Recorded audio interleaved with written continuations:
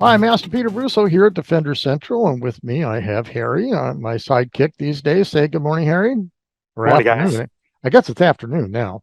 Um, and then we have our guest, Master Larry Ahlquist, been a student of mine and a friend of mine for a long, long time. And we'll get into that at the C block, which is down the way. I'm going to jump in real quick. Say good afternoon, Larry. I should say that. Well, good afternoon. Good afternoon, everyone. There you go. Hailing from Modesto these days. All right, I'm going to go over Defender Central here and what's happened. We finally got our all of our, not all, we finally got a page up with our drink coasters. Let me show that. And all right, here we're over at the drink coaster. I did put in what from part of our podcast number 3, what these really are, how to view them properly. But here they are. Kind of impressive. These are 4 in one pack, 4 in another pack, etc. These are the ones that we have the brass and the metal actually mixed in with the ink. And I'll show you how all that works in just a second.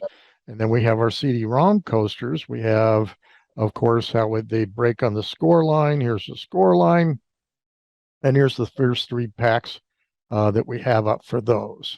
So if we go back up to the top, here's how I perceive things are going to work out. Let's look at this. Let's look at that one.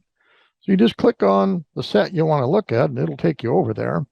And as you mouse over, you'll be able to look closer, but there's a better way of doing it. To get down here, and I have the video part of this. So this is not impressive, guys. So, but when you go here, that begins to be impressive. So you can look at it this way. You can click on each one and see the colors that you're going to get. No 2 are alike. The techniques are similar. And this main theme is brass ink. You can also use the arrow button over here to go through. When you're done looking at what you want to look at, come up and hit the X and you're out. So that turns out to be a nice way to view these as I continue to load them up. And we'll get back over here. Same thing is true down here. We'll take a look at these drink coasters. And no 2 are alike. Similar technique, but again, you can see the results are quite radically different. And same way to look at it here. And we'll do full screen.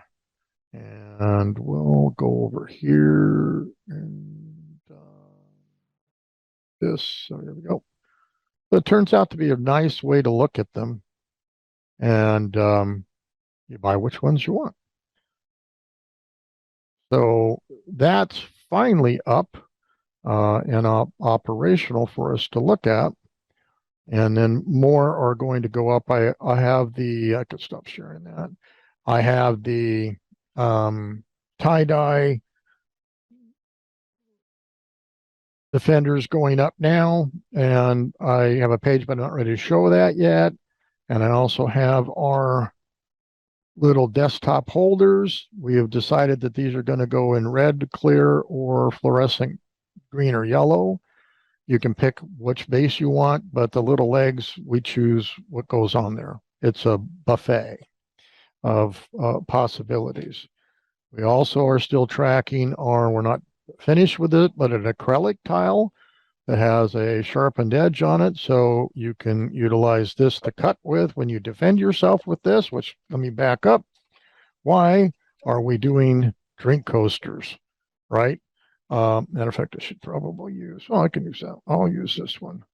Brand new design. Okay. So drink coaster sitting on your desk with your drink on it. Something happens, somebody comes in, you take your drink off, knock it off, whatever you want. You can pick this up and hold it.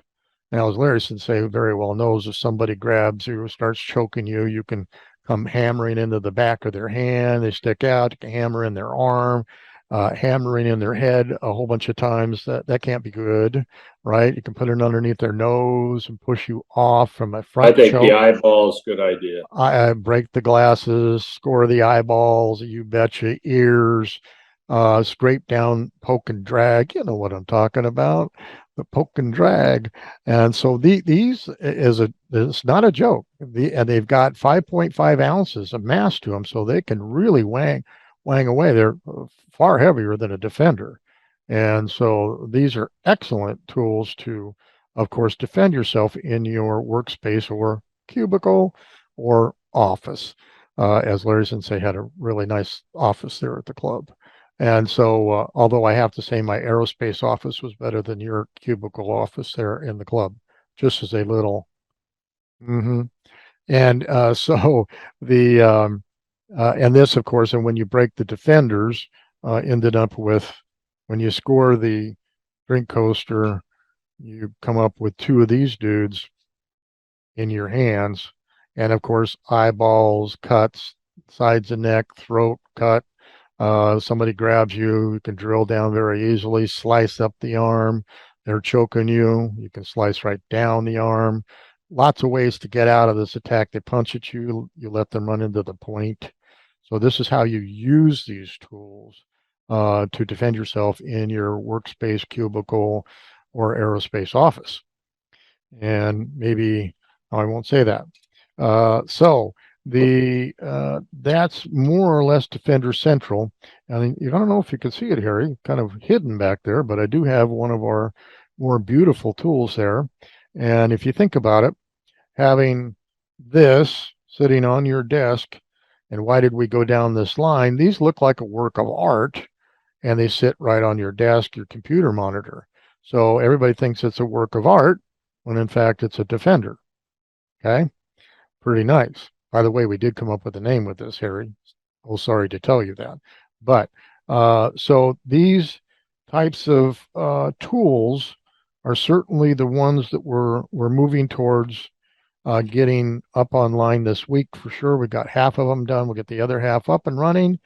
And then we start trying to push them out there and see who wants them, and then to develop the um, hide in plain sight, your personal security on your desk, no matter where you go, it's on your desk of the various things, and they'll get a booklet, those types of things as a program. Heading for teachers, Larry Sensei, heading for school teachers in particular, but anybody in a cubicle that works after hours, I mean, this is perfect stuff, right? Even if your employer says no guns, no knives, no explosives, any of that stuff, it's none of that.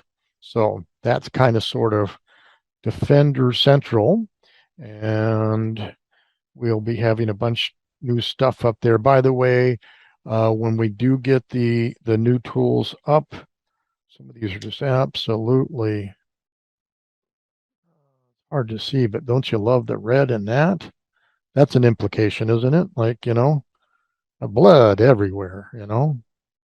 Yeah, that looks nice. But we'll start out with versions like this. We're thinking about letting them pick four major colors that they like, and we start whatever technique we're using. They get what they get, but at least we start out with colors. Some colors take over other colors too. So there's no guarantee what you get. There's guarantee what we start with. No guarantee on what you get. It's kind of like snowflakes. No two are alike. So before I leave that and head towards Harry, Larry Sensei, you have any questions on this stuff?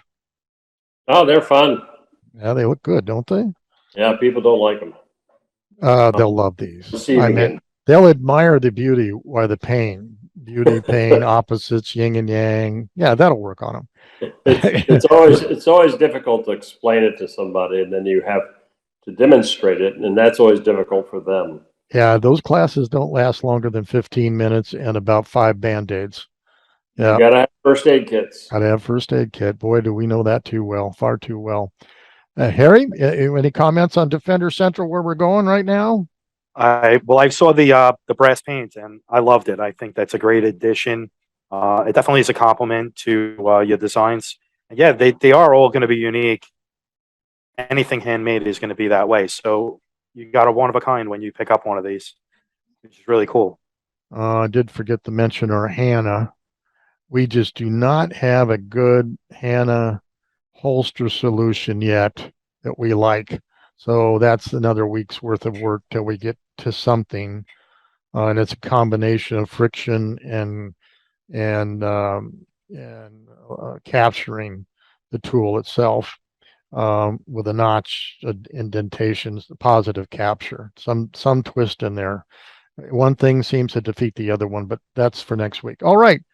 Now, last week I tried to do rock sounds, to Yes. announce your section, and Yes. my noise canceling microphone knocked the whole thing out. So I'm not going to even try to do that now. So, Harry, B Yes. block, Crystal of the Week, what is it? Talk to us. Crystal of the week. So today we're going to work with carnelian. Okay, carnelian is a passion stone, and it promotes creativity and passion in wherever you need it. So that would be in your workplace, putting it next to you if you're getting slumped. It's almost like a spiritual caffeine type stone where it would help give you a new desire within, whether it's your passion in work, your creativity that's necessary with that, creativity in your relationships, wherever it's needed. This is a good stone to uplift and bring that out. It promotes, health wise, it promotes circulation and helps your flow all around. And I think it's great because we all could use, currently, I could use this creative edge and keep me on a positive note for my endeavors, and give me a little more possibilities and what I'm looking to achieve. So I've been using this myself a lot lately in regards to a lot of things that we've talked about that we haven't addressed here yet. But it's a great stone, and it's a good one. We all could use some more passion and a little oomph where we need it in our lives. For sure. That's Yeah, where we're going with that today. I have to slow myself down. He knows I get so creative. All of Yeah. a sudden I go in with the door with one idea and come out with 10 other ones. Oh, Yeah. tell me about you. Sure. You don't have that problem. You don't have the slump happening in the middle of the day where you get it. It could focus me better, maybe. I think it's, it might be a little too late for Sensei. Well, perhaps, but I do, when I was able to walk, I'd always go out on a walk thinking about a problem, and I'd talk to myself about my problem, and I'd always come back with a solution. It's amazing. It would have never happened in the house. Now I can hobble up and down the house.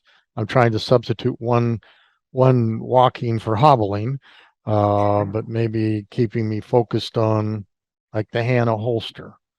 I think you just nailed it. Maybe I'll bring some carnelian down to you and we'll do a test run. I I'll ask about how it did for you next week. Well, it'll be interesting. Please do. Yeah.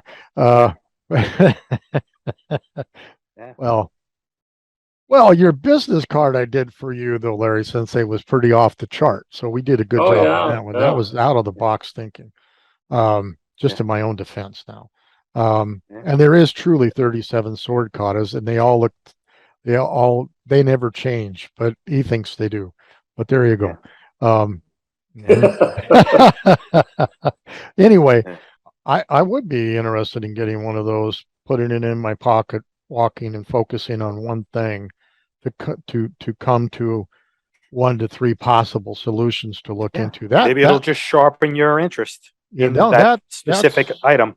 That'd also be a good idea for those who like to meditate, that you used to teach us. That's exactly what it is. Yeah, exactly. Very much so. It works with your sacral chakra, and it is a passion stone. So whatever your need passion in, be it in the bedroom, in your workplace, wherever you need your passion, this is something that's going to help you with that. So it's good. And that's actually, I never really got into the meditation part, but that is a key part to put it where it would be. That would be down here when you're meditating to assist, but it also could be sitting, like right now, it's sitting right next to the computer on the desk with me. So we can work on our passion right now and getting this where we want it to be. Those would be great for your meditation. I guarantee it. Absolutely. Lay it out. All right. Master Larry Ahlquist. You've been hanging out with me for, I think, over 30 years now, right? Oh, yes. Yes, sir. And then some. Hmm. And you saw in 2004, the Defenders come alive. Right. We adopted them, generated what we have today, grew them, changed them, morphed them, training programs, everything. Can you give a little historical insight of you seeing them? What was the first time you saw some of these things and started playing with them? Well, I mean, that's when we were in the dojo. You brought them out. You brought out the Defender 1. I don't know how many you have now. It looks like you have probably 20 plus. We have 11 in the originals and 6 in the new ones, and then we're adding 2 more, so 8. Yeah, it's 20 at least. Yeah, and anytime, I mean, obviously, you'd show us, demonstrate on us how to use it. So we found out real quick this thing was a pain. It was very painful. And the ability to inflict pain fast, whatever you needed to do in a defensive method, was obvious that this is going to work real well. And it's not lethal unless you want to go there, depending on the model that you have. But typically, that's not where anybody wants to go. And if you're using that, you're in a much more serious situation than you need to be. But yeah, I love it. I carry one 24/7. You do not, and I tell people, why would you have one and it be home in your desk drawer? I mean, I have several of them. I carry one. I have 2 in my car. I always carry one on my person. I've got probably 50 of them here in the house. And what I do is when I was running a private club, all my executive staff, if they wanted one, I would give them one. Because I never wanted somebody to want for something to defend themselves. And I tell them, carry it with you, keep it in your car. Because one of the things we learned in martial arts is as you advance, you develop skill sets that you need to pass on to people in civilian life, that you like how to watch for safety issues when you're going to your car at night and things like that. Just what do you do in tough situations? So these are perfect to carry with you because they don't know if you got a knife, they don't know if you got a gun, they don't know what you got. Just keep it quiet around your body. But trust me, they'll know real fast. The we also have a joke in Anqing Bonfa, that's our martial art, about, can you show that again, Sensei? I don't think that works. Yeah. Usually, if you had a highly painful move, I learned real quick because somebody else did it to me. Sensei, I didn't see that. Can you do that again? So you experience the pain again. So yeah, I learned to pass that on to everybody. As you advance up the ladder, you don't become the uki, you become the designator. Well, you talk about situational awareness, and I took you and 5 others down to an XStack program given by the feds. And that was with Jeff Prather. Yeah, Prather, exactly. He was on a 13th degree Bujinkan Ninjutsu. 15th now, 15. Now. Yeah, Bujinkan.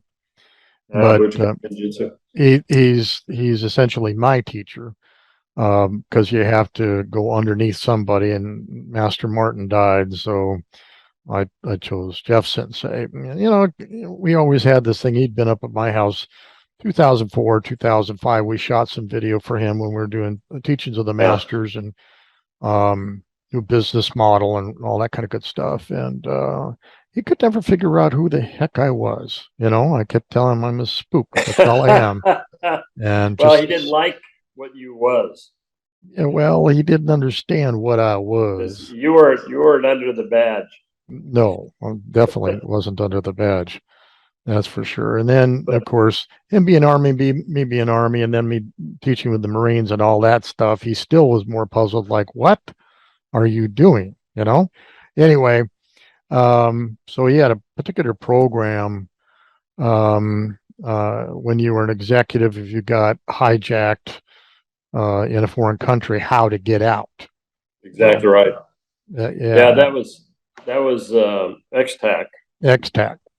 yeah, Executive Terrorist Training Program, Yeah, and we were down there. We'll be out here. 2005, I think, six Yeah. maybe, right in that time Yeah. In frame. fact, it started off with a big event as we left Orange County. You watched the plane smack Plane into his side. crash. I went through the plane crash. That was the beginning of this weekend. A Oh, little more than a weekend. It was like what, 4 days, 3 days? it was a 3 day. I think it was Veterans Day actually, weekend. Could have Yeah. been Memorial, but I think it was Veterans Day. But yeah, I had to warn you guys of the airplane crash that hit me, and it jammed up the freeway for how long? Oh, well, we were not too far behind you, so we didn't get as bad as it is. It was once they figured it out, because I think it happened probably 20 minutes before we went through there. But Oh, I I think it think, was several hours after. you know, Mine was 4:35 in the morning. oh yeah, because we were like 6:30 in the morning. Exactly. It was several hours after. I was climbing the grade out here on the 10 heading for Phoenix when I was talking. Sue calls me, my ex-wife now. I said, "Did you hear what happened?" I said, "Yeah, I was right there when the plane Yeah. crashed." Well, You the know? thing is, we were at least going the least resistance traffic way. The other way was Oh, just I know, a nightmare. bonkers all the way to Uh, Chino. Nightmare. Yeah. Anyway, I told you guys I'd meet you down there. Yep. This is in Tucson. And I told you, don't trust anything. They're going to book us in rooms that are all bugged. They're going to book us in rooms. They're going to have honey pots in the bar. That's women that want to go to bed with us and all kinds of other stuff. We're going to live the lifestyle. So don't trust anybody. I think I freaked out Dr. Sam so bad. Dr. Sam was with us.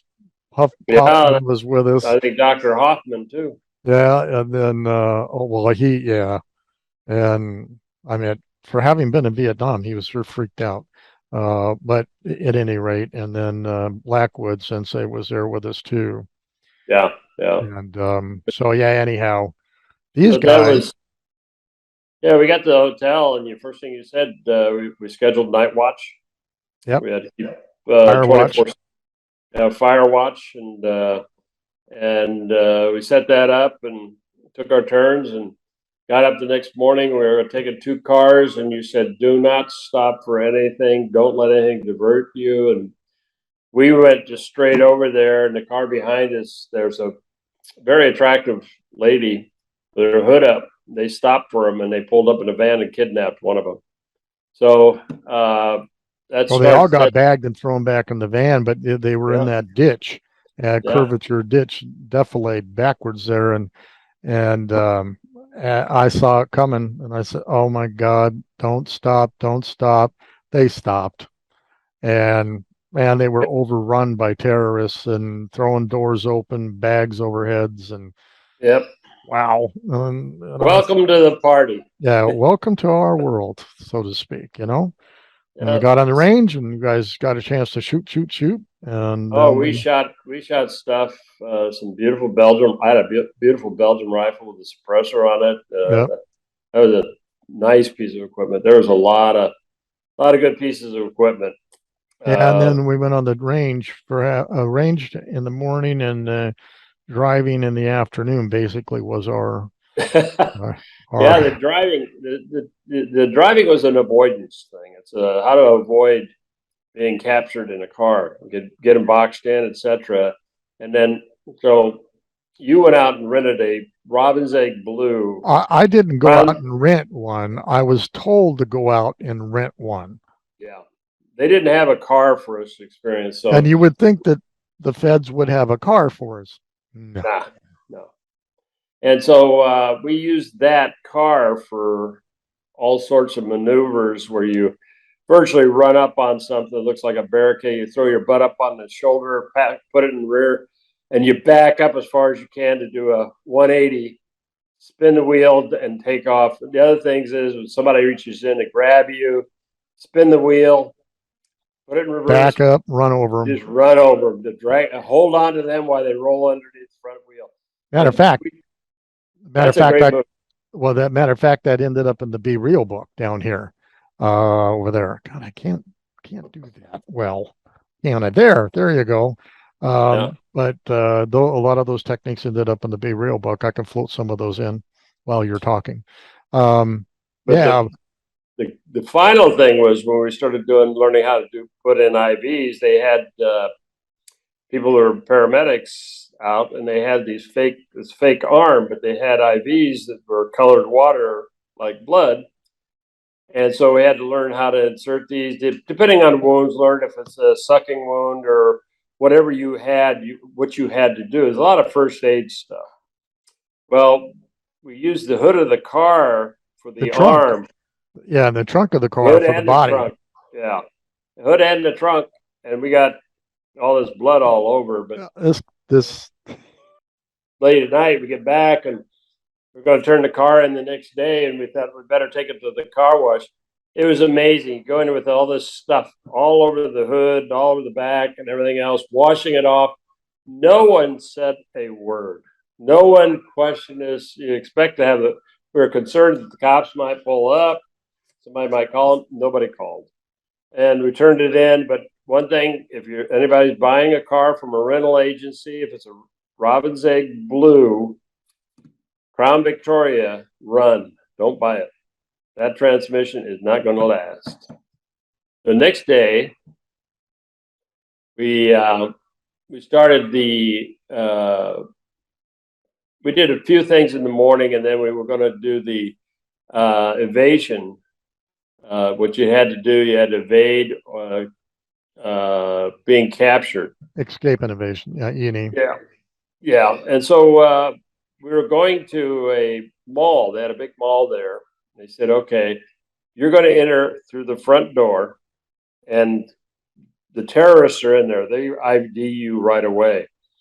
And then you have to go from one end to the other and get by without being tagged. Tagged means you would be blown up or shot or whatever. Stabbed. And then you had to come back the other way.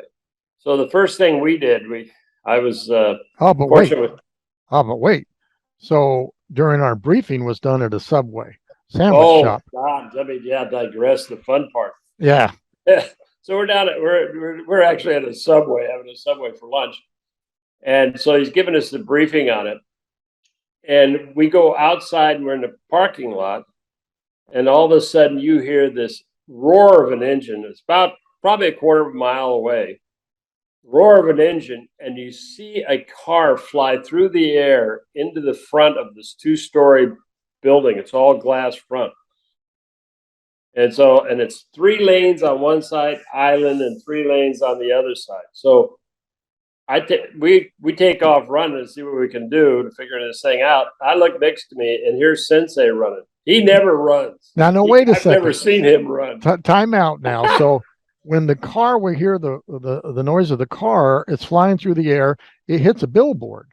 It goes through the billboard, goes down a grassy knoll, and slides into this building, disappears. That was the start. I just took off running. And I ran across 3 lines over the island, and I'm running against the traffic between lane 3 and 2, 2 and 3. And I'm running, and all of a sudden I notice that there's somebody coming up behind me, and here's Larry Sensei running. Goes, Sensei, I've never seen you run. Never. I said, I only run when I have to, Larry Sensei. Get on my 6. We're going to get there.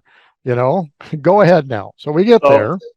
So we get there. The thing is embedded, gone through the plate glass front of this 2-story building, and back in the corner of the first floor. And it's burning the tires off the car. It's full throttle. So we get a couple of other people show up, and it's smoky as hell. And so we grab hands and we go in together because we can't see. We get inside, and you got to understand the whole front of the thing is glass, so it's tentative as hell. And they're falling down. The sheets of glass are falling like guillotines. Can you imagine? Yeah. So we get in there, and Sensei gets there, he opens the door and he turns the engine off, and then he cuts the seatbelt on the guy. We drag him out, then we go back to see if there's anybody else in there. And it had to be late 70s, 80 maybe. Yeah. And so we get him outside, and here's Dr. Sam checking his pulse. Now wait a second. let me time you out now. When we got there, all the feds turned their lights on and they drove through the traffic, and they all finally got there. And we formed this chain, and Prather was the first one in, and we formed a human line right behind him. He gets all the way, turns the car off, and he says, "Does anybody have a knife?" Click, click. Oh my guys, click, click, click, click, click. We pass a knife. He cuts him out. They extract him. Larry Sensei and I stay in there. Now, before we went in, I told Dr. Sam set up a triage unit right out here on the grass, because we're going to be bringing people out. And so get ready, right? He's a physician. Get ready. We stay in there because we realized we were going to come out, but there may be other ones he ran over, walls fell on them. I don't know. We didn't know. No idea. We didn't know the office actually had been vacant, but we had no idea. I had no idea. But so we were duck crawling through all of this stuff, trying to, and it was literally a layer of smoke, from the tires. And of course, the lower you get to the ground, the air is, pulled in, fresh air. So we looked, came out, got to the triage station. Nothing had happened. I go, what the hell? So here's a quick question: Is this part? This obviously was a training exercise to begin with. No, and it was real. Freak thing happened. It turned out real, right? It turned out this was a real thing. The car part, yes, was actually something that added into the middle of this exercise that you were going through. Yes. And all of a sudden, it became a reality in the midst of what you guys were doing. That's amazing. Crazy. Yes. Oh. Well, it's amazing that he had us there for him. He'd been still in there burning those. Probably could have started a fire with those wheels. Well, now he's still my teacher. Now, be easy on me. You're getting me. I don't think that technique works, Sensei. You're gonna do it to me. That's what's gonna happen here. But so anyway, he hit the building so hard when you went around to the side, he cracked the building all the way to the top. So the whole structure was tentative. And it was the same. It was a Camaro, wasn't it? A Camaro, or it wasn't that big of a car. No, it was an old, the fact old that he went airport, 1970s Camaro. But at any rate, I finally had to take the triage center over. Then the fire guys came over. Now everybody else is over there that went in smoke inhalation. Now we're working the patient now, okay?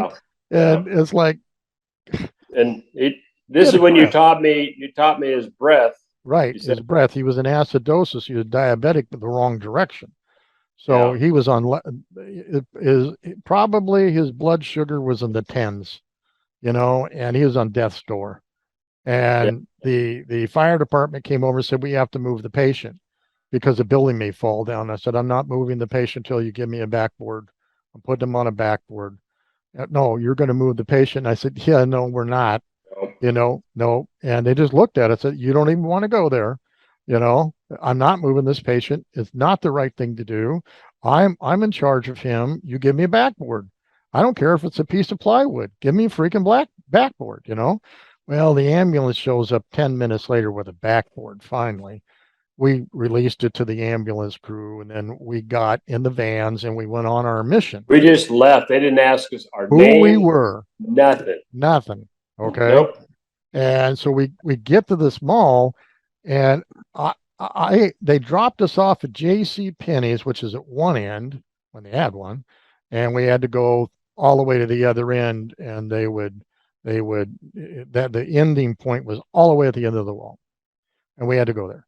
So Larry Sensei is now, I'm not leaving Sensei. I'm not going wherever. I haven't done this shit before. I'm going to learn. And I told him, we cheat.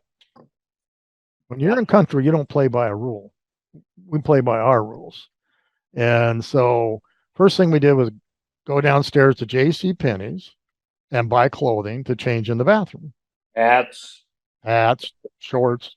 Well, Yeah, remember we go into the bathroom, we're changing. The guy says, "Were you guys the ones?" Yeah, so we're going in the bathroom to change, and I wanted to call my twins and tell them what just happened. So I'm telling them what happened. The guy from the stall come out. We're not making this stuff up. It's crazy.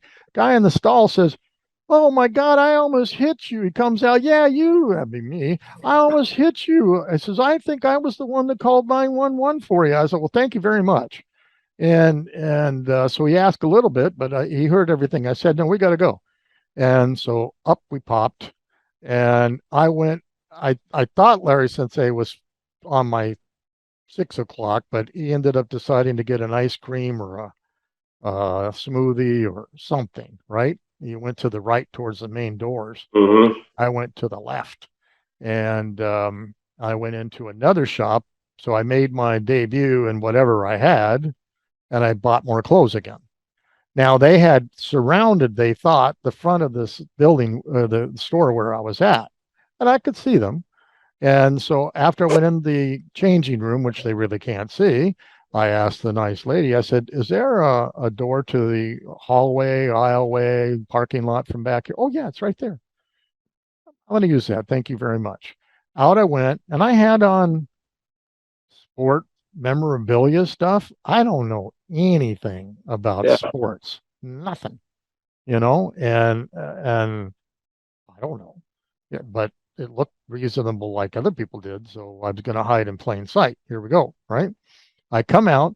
There's a guy mopping the floor. He's got the little cones out. I said, $20. Go take a break. I want to mop the floor. Oh, okay. Off he goes. So I'm mopping the floor and I come out to the main hallway at the T and I'm mopping out a little bit more using peripheral vision, see where they are. I don't see anybody. This is good. So I bypassed them. I said, but I need the next disguise. So here was this woman, Hispanic woman with two children coming, and I could hear her speaking English. This is good. So I put the mop down, walked out, introduced myself, and I said, "We're having an exercise here, and with the federales, and I'd like to be your husband and hold you and the husband and the kid's hands and walk just to the end up there, and then that's done, and you would really, really help me out. Would you do that for me?" She goes, "Yeah, my name is Maria. My name is Pedro, whatever." And here I got these kids, and I look like this little Mexican family. I got my brim down, and I'm heading towards him. I'm heading towards Larry Sensei because they're all down there. Everybody got caught, And they got me. but me. Got So, me by a wheelchair guy. yeah, that wheelchair guy by the front door on the right-hand side. That's Yep. who got you. So this was 2006, and I can remember that. So we get down there, and all of a sudden, my phone rings. Oh, Christ. I didn't turn my phone off, right? And was I close enough for them to hear that ring? I wasn't sure. So I picked my phone up, let go of the little kid briefly, and it's Sam. Dr. Sam is there. And he says, Prather's really pissed at you. You're coming up on your time. I said, he gave me a 5 o'clock number, and I'm going to take every minute of it. I'm not going to be pushed to do anything early, and I'll get there when I get there. Hey, sorry, I'll get there on time. And he goes, "Well, he wants to know where you're at." I said, "Well, I don't want to tell him where I'm at." He goes, "Come on, he wants to know where you're at." I'm closing the distance, and I said, "I'm 20 feet at his 2 o'clock." Looking in the crowd, and I'm with this little Hispanic group going on. And he can't see you.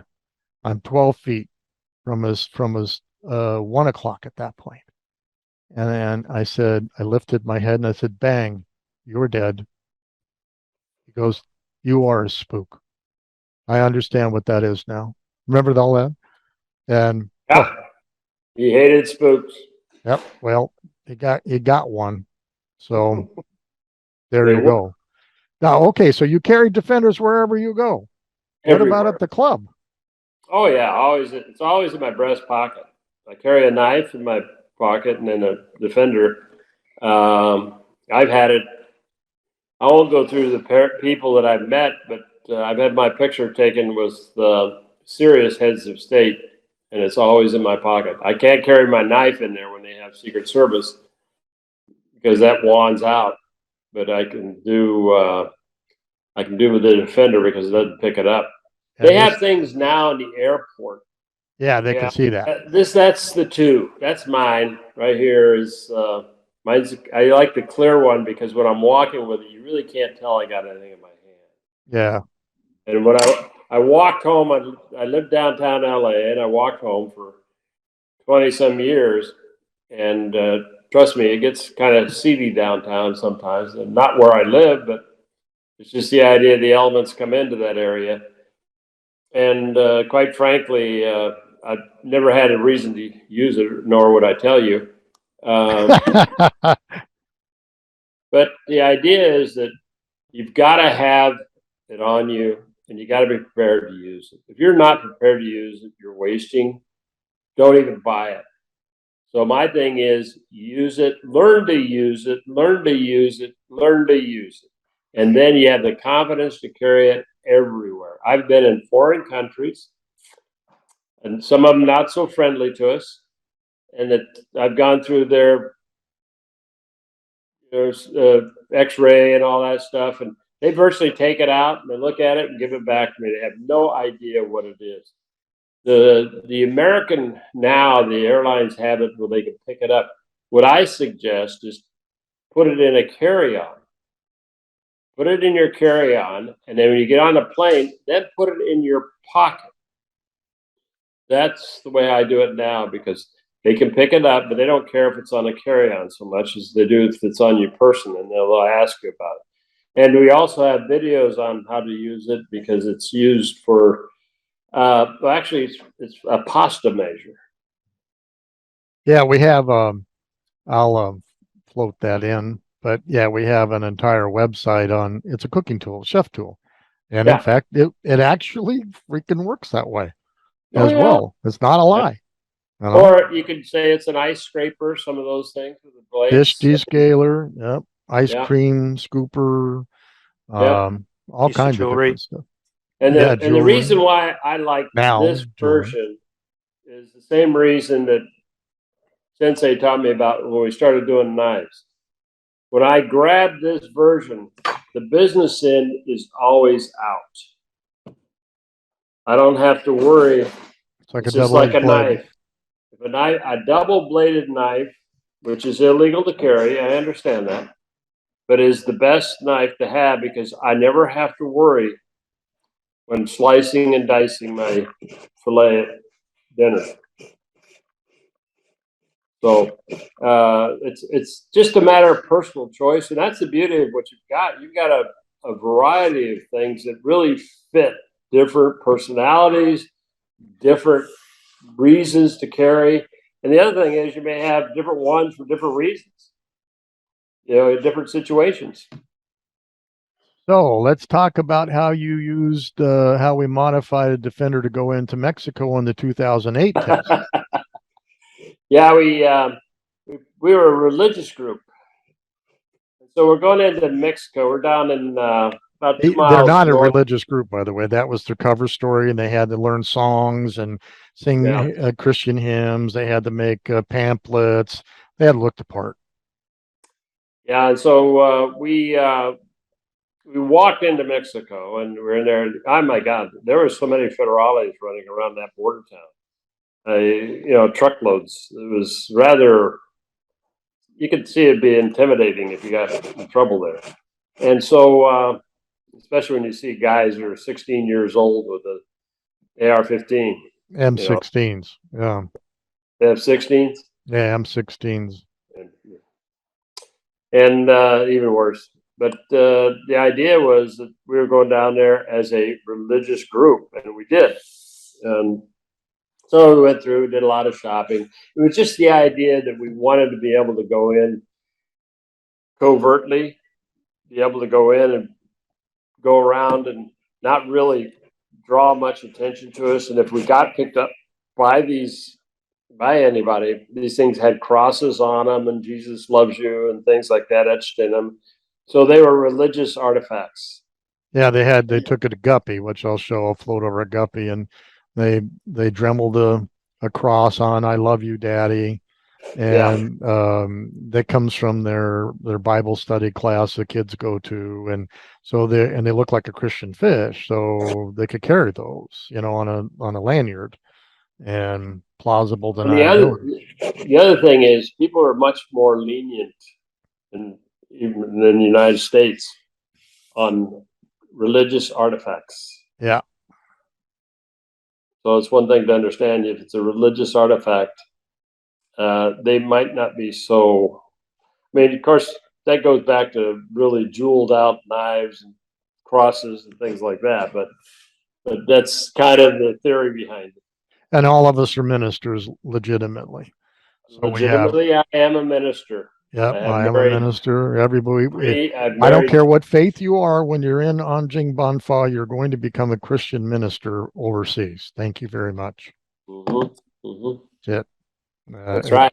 It certainly does help. Doesn't hurt. Yep. It's one of Yep. those things. But so that was a good use of a Oh, defender. the fun part, we had night ops, and you got to figure the Chuck Sensei, who was he lived in this house down there on the border, about 2 miles from the border. He was a federal agent for the Border Patrol, and we all brought guns down to do a little shooting, and I made all these targets out of PVC, which were 3 foot wide and about 6 foot tall, and then you can put the target in between. So they all had bases, and fortunately, we have some of the worst. They were never taught to shoot. This is their lesson in shooting. Half of those targets were destroyed in the first volley. The frames. Yeah, the Boom, frames gone. they shoot the frames out. They couldn't even hit the target. And the other thing is, we had a stovepipe incident, which was good to experience. One of our participants, Barney Sensei, had a stovepipe incident with his gun. So he took a 5-gallon pail and buried the gun inside. And he said, take it to a gunsmith because, it's a dead gun. You don't know if that thing's going to go off. And so the best thing you can do is have it buried in sand. And then that night, we were there's a pond there. Well, I'll go to when we arrived. When we arrived at the scene, we were met by some people dressed like Mideastern people speaking Allah Akbar, etc. And they had us all lay out, and they went through all our equipment. Felony stop. Yep. We're all laying out on the ground, and they're going there, they're harassing us and everything else. And then we go up there, we line up, and okay, now we want you to go down to the pond because they gave us some stuff to do with minnows. Yeah, catch some minnows. We had minnow catchers on us and so forth. We had to go down and plant those in there and get some crayfish too. So we go down to the pond, and they're up on the hillside behind some boulders. And all of a sudden, it's get down. Keeps you from being seen. Cover is protection, concealment obscures line of sight. And Sensei is saying you always orient yourself towards the shooter, which presents a smaller silhouette towards the shooter. So if you're laying flat, your whole body towards him. So now, yeah, there you go. There you go. I'm not down.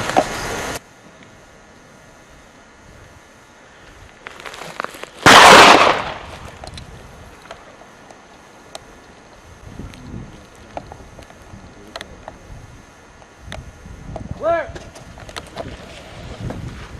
Get down. All of a sudden, live fire was happening over our head into the water. You could see the ripples off the water behind us. So we experienced some serious live fire while doing that a few times. And you learn the difference between conceal, and then you learn that you want to be concealed or you want to be Cover. Totally, huh? Cover concealment. Yeah, yeah. Cover and concealment. I mean, how you face somebody who's firing at you, what you need to do, what Don't you know, turn sideways. turn side, give them the least target you could possibly give them. And so that was an experience. We got it was you and Brooks who's an MI5. Major Brooks. Yeah, Major Brooks. Wasn't he MI5? No, his British SAS. SAS. So anyhow, that was an enlightening experience for about. We had a pretty large group for this, about 12. Yeah, we did. Yep. This was one of the larger black belt tests, and then we had to put up a tent and get ready to. And we shot at them while they tried to put up their tents. Oh, you did, yeah. But there was a And reason. then, of course, Simon had a tent that he'd never put up before, so we had to figure that out. 3 That months was- earlier, they slept at Sensei's house and the tents that they were going to deploy on this test. Don't change. He and changed. he brought a new one. Oh, Jesus. But, you know, I'm not just a wacko from the standpoint of wanting to shoot at the guys. Each night there were dead people out there, from coyotes, from trafficking, from everything else, and shooting. These guys, most of these guys had never been shot at in anger. And I remember the first time I got shot at, it went through the trees. The round went tick, tick, tick, tick, tick, tick, tick, you know, past me. I go, what is that? Some kind of insect? Oh, they're shooting at it. Oh, shoot, get down, you know. Well, I didn't want an insect to pass them and them to stand there and look around and then get hit by the next one, you know. So I had to teach them what it sounded like. There's only one way to do that that. was, yeah, and then the fact that you do understand the velocity coming out and where it goes and all that, so you learn the sounds of it. And so that night we had hunter killer teams set up. Sensei had about 200 killer teams that had ATVs, and then we had to go out, and they were going to drop us in zones. We had maps that we were supposed to. We originally were going to go into water, so you had to take the solution, so you didn't have to worry about parasites. Brooks Going set up that your up. urethra. Yep. And so we were put into 2-man teams and sent out there to come back without being caught by the 200 killer teams. We weren't allowed to shoot or engage the 100 killer teams. And you got a picture going through hilly terrain with manzanilla. Manzanilla is the toughest wood known to man. And that stuff was everywhere, everywhere. And this is what immigrants have to go through. Yeah, They it's just found shocking. little girls. I mean, Chuck had found little girls that were 2 years old in party dresses, and it was 30 degrees out. No, this is not a victimless crime for people to sit back and enjoy. I think it's a picnic, so it's really tough on them. So anyhow, we go through this coming back, and it was hot. It was cold. I mean, it was actually extremely cold. It was freezing out there that night. We had snow And rain. Yeah, it started rain, then it got to sleet and No. snow, and then we In March. make our way back. What's that? In March. Yeah, yeah. So we make our way back, and we get back there, and hey, you're welcoming any warm weather because it was cold out there. We were somewhat prepared for it, but not as cold as it was. Get in there, and I've got a bad toe. Oh, I got a bad toe. God, things drive me. So I take my boot off, and look at it, and I've got an ingrown toenail. So we do the old battlefield surgery. Sensei gives me, I don't drink hard liquor. He gives me about 3 glasses of bourbon to drink this. Then he does surgery on my toe. Yeah, I could care less. You know, at that point, it was good to get the relief. Well, But it looks okay now, doesn't it? It's fine. There you go. Yeah, yeah. But What the hell? that whole experience, I mean, we did so many things during that time, and I can't remember, was it 4 days? I think it was 3 days. It was you got Master there Lewis. Thursday, got there Thursday. Yeah, 4 days. Yeah. We left Thursday morning. Yeah. But you guys did. I left Tuesday morning. Yeah. And, but that was Master Lewis's master's test. Yep. And that was a great experience. And he was very emotional about passing that. He did a great job.